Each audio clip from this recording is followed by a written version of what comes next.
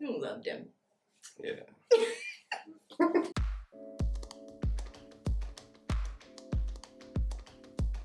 Hey y'all, welcome back to my channel. Obviously today's video is going to be a little different because we have a special guest here. For those of you who don't know, this is Little Pumpkin, aka Bob, aka my beautiful husband. So for those of you that have been following me for a while, then obviously you know about Bob, but you also know that we got married last year in August, and now it's been almost 8 months? 7. Almost 7 months since we've been married, and I thought it would just be a good idea for us to come and talk to you guys about a little bit that we've learned just in this short time of being married, because I just feel like it'll be helpful to somebody out there to hear from the perspective of a young couple who is just trying to figure out this marriage thing. Yeah, and for people who, I guess, have this whole misconception about trying to follow Christ and thinking that everything is perfect, because I've seen before, like on her social media, everybody has always said like, oh, you guys are relationship goals, or you guys are just so perfect, da da da da. But what people don't know is the back end to that, like how hard it took us to get to this point where we are now, and like the ups and downs that we did go through. There were a couple of times where maybe a few years ago where we actually were about to break up, and people don't know that. So hopefully this can actually help some people out here who are young and who may not know about marriage, or who are married, and you know, we just want to share how God has been moving and helping us in our marriage, pretty much.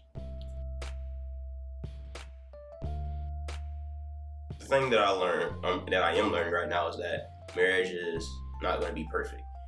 We have definitely had a lot of ups, but we've also had some downs too. A lot of bumps in the roads.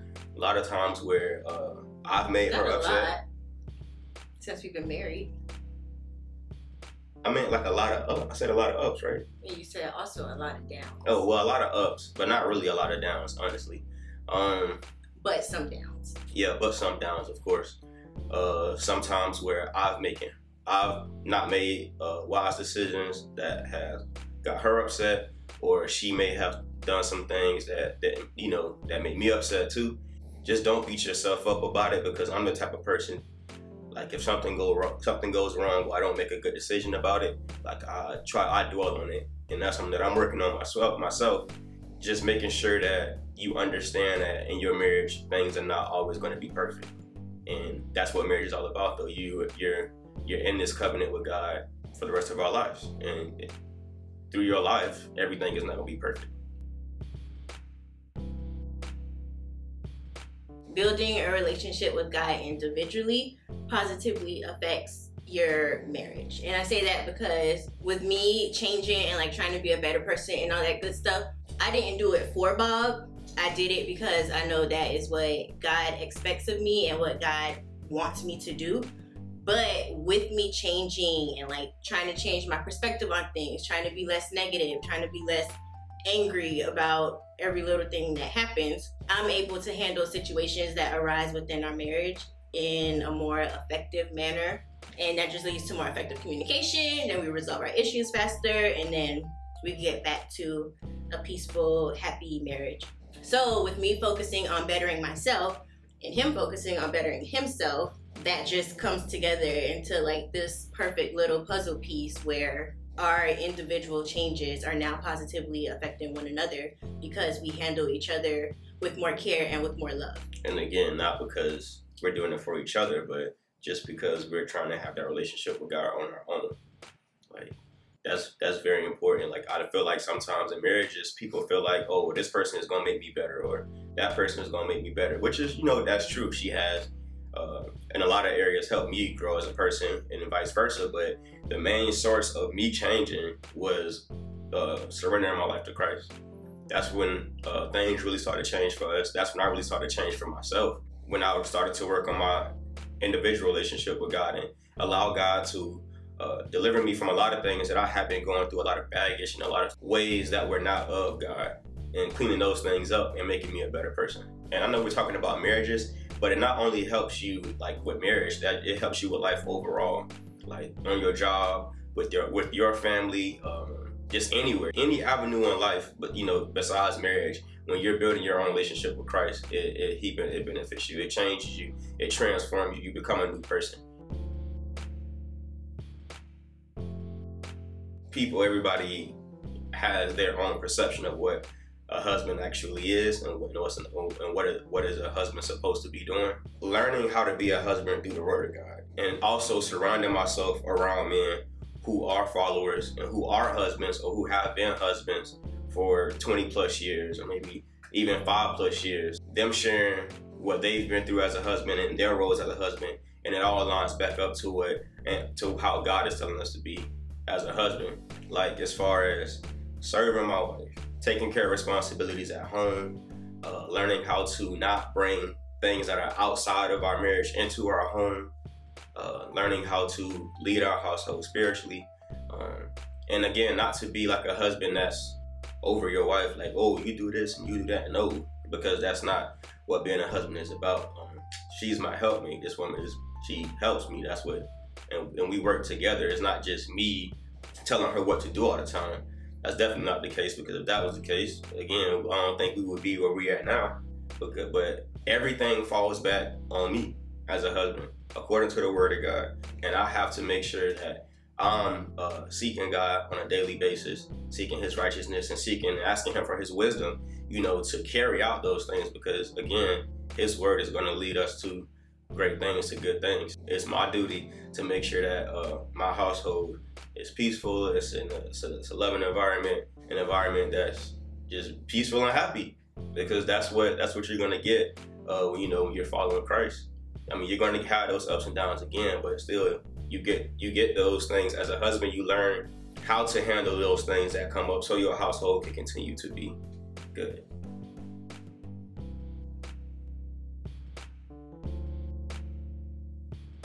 Obviously, before we got married, we didn't live together. So I had the whole week to myself, pretty much, to do whatever I wanted to do. And then I knew the weekends I would be spending time with Bob, but that was 2.5 days out of a 7-day week. So it was nothing to spend that time with him. Now that we're around each other 24/7, it's harder to make sure that we are still setting time aside just for each other. Like, we both work full-time jobs. We both have friends that we want to hang out with. We have family that we want to spend time with. Sometimes I'm gone from work. We both are involved in church, so we have meetings and things that we need to go to throughout the week. And with all of that stuff happening, it's very easy to just kind of see each other in passing and not really think twice about it. But we need time to come together and to kind of regroup and rebuild that connection that we had, so that it doesn't get lost. I feel like it's super easy to get lost in the sauce or just get distracted, and I feel like that's what the enemy wants. He wants to break up relationships that he knows God is about to work through these people. He wants to distract you, and sometimes the distractions are so subtle that you don't realize it until it's too late, really. So for us, we definitely make it a priority to say, okay, on Friday, we're going to spend time together, or on Saturday, we're going to go on a date to this place. Your life doesn't have to stop just because you're married and you have all these adult responsibilities. Because I feel like now I'm officially an adult, that I'm married and living with a whole man and working and paying bills and stuff. But our relationship can still be fun, and we can still try new things together. And obviously, we're still learning a ton about each other. So it's very important to make sure you guys are still prioritizing each other, because at the end of the day, this is your person. What does the Bible say about that? Until become one? No, well, yeah, that, but I feel like there's something else where it's basically the person that you're married to is the person that has the highest priority. It's not going to be your kids. It's not going to be whoever. Oh, I think it's in Ephesians chapter 5. Not sure what verse, but definitely. Or are you talking about when husband leaves your wife and clings, or? I guess they all kind of play into what I'm trying to say. Basically, what I'm saying is that it's God, your husband or wife, your children, and everything else falls after that. So you don't ever want to start putting other things above your marriage, because that is just not the order that things are supposed to work in. And when we do things out of order, that's when chaos arises. Yeah, that's something that we had learned in premarital counseling too. Our pastor was telling us, Pastor Matthews, that a lot of marriages, or when they start having families and stuff, for so many years, whether you have like a 18-year-old, then you have like a 12-year-old, that's 4 years apart. You're adding 4 more years until they're 18, to where you're taking care of 14, 18, that's 4 years. 18 and 12. Oh, 18 and 12. Oh, well, 6 years. So like, say if you have an 18-year-old adult, all right, they're off to school or whatever they're doing, but you still have that 12-year-old 6 more years until they're 18. So for 18 plus years, y'all two have focused so much on just your children to that, again, when they're out, it's like, what do I do now? Like, that connection that you and your spouse has been lost for so long, you don't even know where to pick it back up or even try to, rekindle that. And that's something you don't want to lose. It's definitely important that me as a husband, that I'm connected or I'm submitted to God. Because again, like I said, God holds the husband accountable for the things that go on in his family. And as I'm being submissive to God, like, I'm learning to love my wife as Christ loved the church.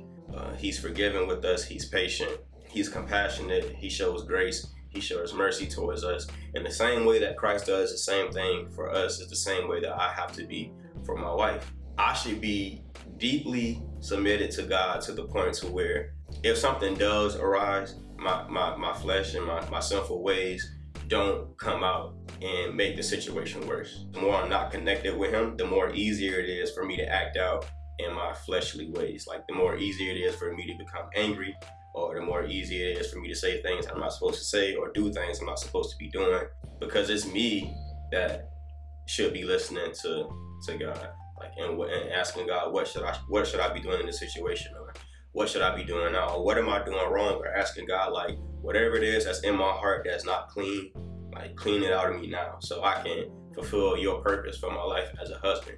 I feel like you're setting an example for me and, like, for our future family or whatever. So with you submitting yourself to God, I look at that and I'm like, oh dang, I want to do that too. Because you are leading the household, like, you're my example. So imagine if you fall off track, then that's just gonna make me fall off track. Then my doom is gonna be because of you. I'm just kidding.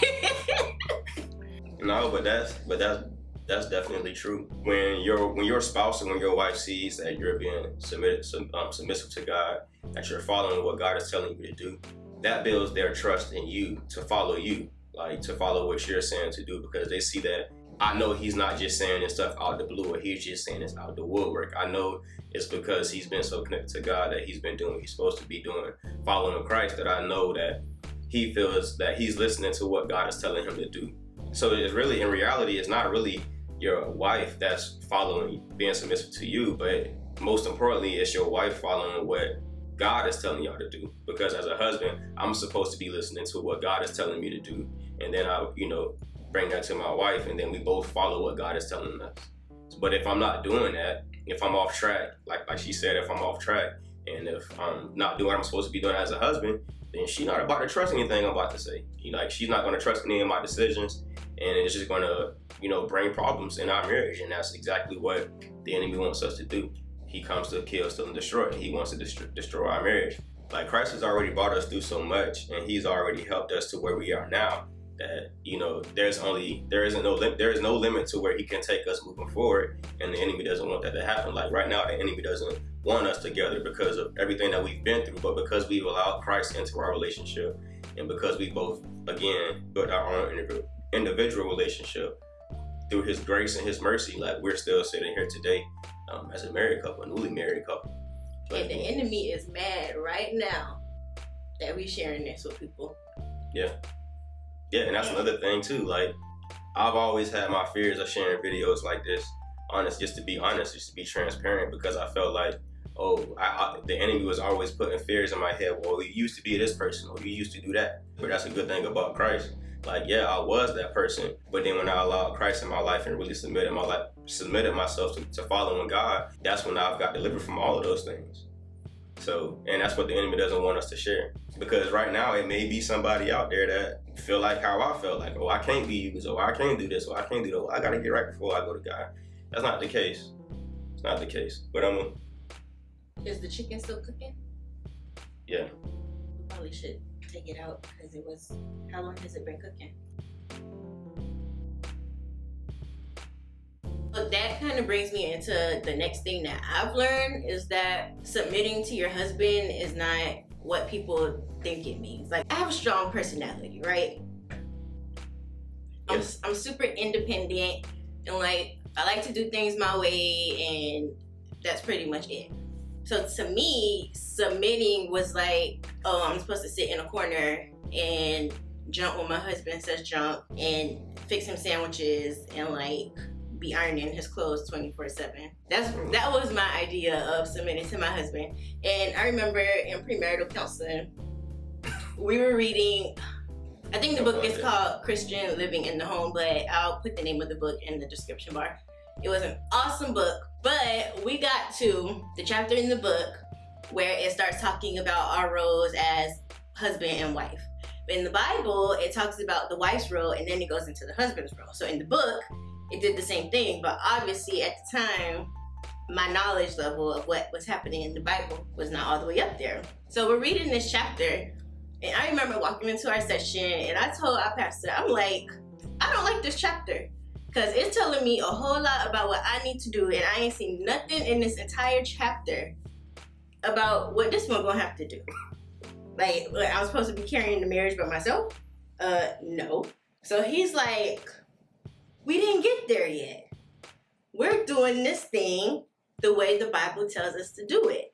In the Bible, in Ephesians 5, it talks about your role as a wife, and then it gets into the role of the husband. So I'm like, oh, okay. Next week, we'll talk again about this next week. I say all of that just to say submission is not what I thought it was. Submitting to my husband is allowing him to lead the household like the Bible says that he should lead the household. Not emasculating him and making him feel like he's not smart enough, he's not strong enough, he's not able enough. Because I have such a strong personality, it was hard for me to let go of some of the decision making and let go of like, no, things need to be this way, this way, this way. But like he was saying, with him submitting to God and like me seeing that, I felt more comfortable letting go and allowing him to make decisions that would affect the both of us and just being okay with it. And like the more you do it, the more you start to realize that maybe he does know what he's talking about. Maybe he can make a good decision for us. And honestly, it makes me feel so much better to not have to be thinking about every little thing, carrying everything on my back. Like, yes, I'm his helpmate, but he also helps me in that way, in that a lot of the pressure is not on me. And when we did finally get to the role of the husband, and they said that he needed to be willing to die for me, the Bible don't say that the wife need to be willing to die for the husband. But this one has to be willing to die for me. And I feel like that is a huge responsibility. And it's like, if he would have to go through all of that for me, the least I can do is like sit back and allow him to lead the household like God says that he should. And in doing that, I've seen that our relationship has just gotten stronger. Like, he feels more comfortable stepping up and making those decisions.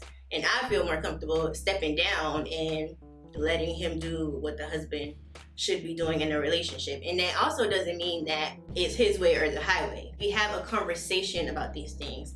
I'm still giving him my input. I'm still letting him know like what I think is happening and what I think would be the best decision for us or whatever. But at the end of the day, I leave the decision into his hand, and I know that he's not going to do anything that would put us in the bad position. That was a huge lesson for me to learn. And I feel like a lot of young girls or girls my age are going to struggle with that, because you're like, I'm not listening to no man. I'm going to do what I want to do. It's probably going to be a tough pill for you to swallow if you keep having that mindset. But once you finally understand like what it really means to submit and let your husband be the husband, and you see that it's not like he's your father and you're the child and you have to do everything that he says, then the relationship just gets so much better. It's definitely been a journey. I mean, it's been, the 18th will be 7 months and almost a year. Honestly, that's trying to go by quick. but you do learn a lot. But again, it all goes back to really us making that decision a few years ago. I kind of tell our time, like it's kind of like we started over in our relationship when we both decided to follow Christ. It's been cool, and like I said again though, like there's gonna be a lot of ups and there will be some downs. Like just like there's seasons in the year, your marriage is gonna go through seasons where sometimes y'all will be good for a while, and sometimes you may be, not doing so good for a while. But as long as you're both working on your relationship with God individually and then bringing that into your household and be wise about who you get your advice from. I know usually when I'm going through something as far as responsibilities as a husband, I'm reaching out to my pastor or the older men in the church that I've been married for so long, and I have been through what I'm going through, that can give me the wisdom that they got from God. Like they're sharing with me the word, and sometimes people shy away from that, but you need that. You need the people who really care about you around you that's gonna, tell it to you straight. Just me listening to what they were telling me that I should be doing according to the word, it worked out. So again, we're not saying that our marriage is perfect. We're not saying that we're perfect, because we both made mistakes. We've both done things that we weren't supposed to be doing. It's a journey, but definitely it's a journey worth living, once you're doing it God's way. Because I feel like if we had not made that decision a few years ago to really kind of start over and decide to both follow Christ and get serious about it, then I don't think we would be sitting here right now together. I personally want us to start sharing more about our relationship, just because I don't know about you, but I get a lot of questions about relationships from the people around me, because they do see us and they're like, oh, Bob and Carissa got it all figured out, blah blah blah. And we don't. We're literally just learning as we go and trying to do the best that we can, and sometimes it works, sometimes it doesn't. But I just want to be able to share with you guys the full picture of what a godly marriage looks like, and just to give you guys hope that even if it's not perfect 100% of the time, it's still worth it. Because I feel like no matter what we go to or go through, I'll still be super happy that I'm married to you. Yeah.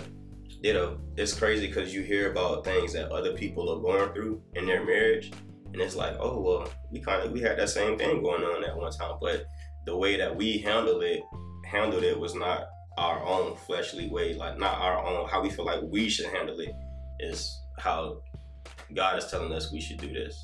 And it works out, and that really just brings so much peace with their learning. And the Bible tells us though to study to show thyself to approve. So again, we should be working individually or even together, making sure that we're deep in the word so that we can share those things that have helped us. That's all that we have for today. I hope that somebody out there found this video helpful. I hope that this video gave somebody out there hope that they can do it. If you guys want to know a little bit more about our relationship, because I know that we mentioned that in the past things weren't so great, we almost broke up, blah blah blah, and then we decided to follow God, and then things got better. So if you guys want to know a little bit more about that whole situation, then let me know in the comments, and we'll go ahead and share a little bit of that with you guys, because I do feel like people go through things so that you have testimony to share with other people that may be going through a similar situation, and that's just how we're going to help each other. And if you guys have any other questions for us, or want to see more videos like this, just advice videos that we have about being young and following Christ, being young and being married and just trying to figure this whole life thing out, then let me know. But yeah, I feel like that's pretty much it. Love you guys. Love you guys. But yeah, I'll see you guys in my next video.